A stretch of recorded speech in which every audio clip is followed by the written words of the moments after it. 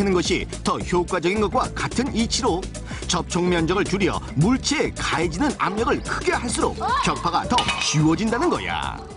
자, 정리해보면 부채로 대리석을 깰 수 있는 원리를 우리 세 가지로 봤죠. 그죠? 부채의 날의 좁은 면적과 전신에 체중을 실어가지고 빠른 속도로 대리석을 내리치기 때문에 대리석이 깨지는 거죠. 그래서 부채로 대리석을 격파할 수 있었던 거구나. 격파 속 다양한 과학적 비법들. 하지만 오랜 연습과 수련을 통해야만 가능한 일로 함부로 따라했다간 큰일 날 수 있다는 거 절대 잊지 말라고. 부채에 무게를 실어서 빛보다 더 빠른 속도로!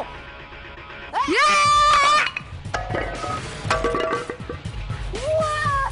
이거 어떻게 했겠어요? 제가 이 부채로 앞으로도 저 호기심내장 지훈이가 여러분의 궁금증을 격파해드릴게요.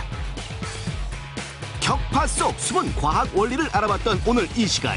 우리 꾸러기들의 궁금증 또한 시원하게 격파됐을 거라 믿어요.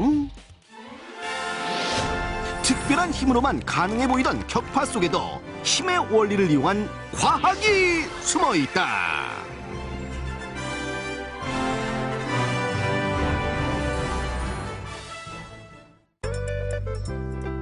따뜻한 봄을 맞아 활짝 핀 꽃들. 이 꽃을 가지고 집안을 예쁘게 꾸미라는 사람들로 북적북적한데. 아니, 이게 누구야? 선정이 더 있네. 그렇죠. 그래, 어디 꽃꽂이 솜씨 한번 좀 볼까? 와우, 새빨간 장미와 분홍 카네이션을 가지고 아주 예쁜 꽃바구니를 만들었는걸. 잘했어요. 감사합니다. 처음 하는 건데. 재주가 있는 것 같죠? 근데요. 이 꽃을 맨날 집에 두고 보고 싶은데요. 금방 시들어서 아쉬워요. 시들지 않은 꽃도 있는데요. 네? 시들지 않는 것도 있다고요? 그럼요. 어떻게? 그런 꽃은 한 번도 못 봤는데? 못 들어봤어요? 오늘의 탐구 과제, 시들지 않는 꽃이 있다? 그 신기한 꽃의 정체를 밝혀라. 특이한 꽃 하면 이렇게 불을 끄면 환한 빛을 뿜어내는 야광꽃도 있고, 번쩍번쩍 황금 장미꽃에 7빛깔 무지개꽃도 있지. 그런데 종이나 천으로 만든 이런 조화가 아니고서야 생활하면 며칠 사이에 이렇게 시들어버리고 마는 것이 당연지사. 그런데 어떻게 된 일인지 시들지 않는 꽃이 있다는 말씀? 선생님, 그러면요. 제가 만든 이 꽃바구니도 시들지 않는 거예요? 아니, 시들어요. 이 꽃은 일주일이면 다 시들어 버려요. 일주일이요? 그러면 어떻게 하면 더 오래 두고 볼 수 있어요? 설탕하고 락스만 있으면 조금 더 오래 볼 수 있죠. 설탕하고 락스요? 어떻게요?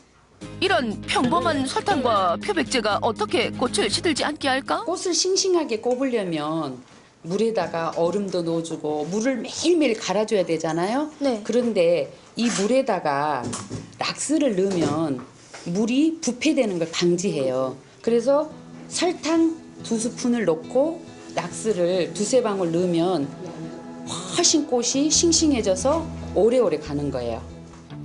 꽃이 시드는 가장 큰 이유는 바로 꽃병 속에 미생물들이 자라서 물이 썩고 꽃에게 수분 공급이 원활하게 되지 않기 때문이라고 해. 그래서 표백제를 넣어 미생물을 없애면 열흘 정도 예쁜 꽃을 볼 수 있지. 그런데 이 꽃도 결국은 시들잖아. 선생님, 이 꽃도 열흘밖에 못 사는데 그럼 아까 말씀하신 시들지 않는 꽃은 어떤 거예요? 있어요. 여기 있는 꽃들이 다 시들지 않은 꽃이에요. 이게 정말 시들지 않는 꽃? 얼마나 오래됐기에? 이 꽃은 3년 된 거고요. 이것도 3년 됐고요. 이거는 1년 된 꽃이에요.